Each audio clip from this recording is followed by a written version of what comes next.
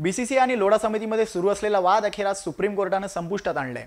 कारण की आज सुप्रीम कोर्टाने बीसीसीआयच्या नव्या प्रशासकीय समितीची नावं जाहीर केली आहेत। यामध्ये कॅगचे महालेखा परीक्षक विनोद राय यांची बीसीसीआयच्या अध्यक्षपदी निवडणूक करण्यात आली आहे, तर इतिहासकार आणि माजी स्तंभलेखक रामचंद्र गुहा यांच्यासोबतच भारतीय महिला संघाच्या माजी कर्णधार डायना एडलजी यासोबतच आयडीएफसी बँकेचे अध्यक्ष विक्रम लिमये यांची बीसीसीआयच्या प्रशासकीय समितीमध्ये नेमणूक करण्यात आली आहे। विनोद राय हे कॅगचे माजी महालेखापाल असताना त्यांनी 2G स्पेक्ट्रम आणि कोळसा घोटाळा ही मोठी प्रकरणं बाहेर काढली होती।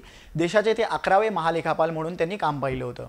2G आणि कोळसा घोटाळा बाहेर काढल्यामुळे ते बरेच चर्चेमध्ये आले होते। तर दुसऱ्या बाजूला रामचंद्र गुहा हे गांधीनंतरचा भारत हे त्यांचं अतिशय गाजलेलं पुस्तक आपल्याला माहितीच असेल। त्यासोबतच त्यांचा क्रिकेटच्या बाबतीत देखील तितकाच अभ्यास आहे आणि त्यावरती देखील त्यांनी पुस्तक काढलेलं आहे।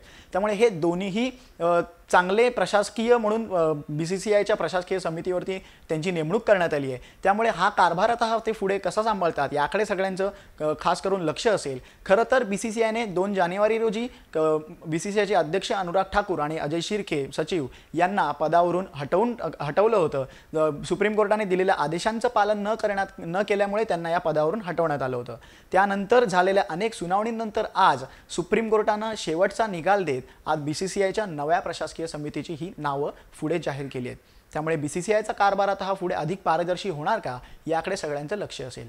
या संदर्भातील ताज्या बातम्या आणि अधिक अपडेटसाठी पाहत राहा लोकसत्ता.com।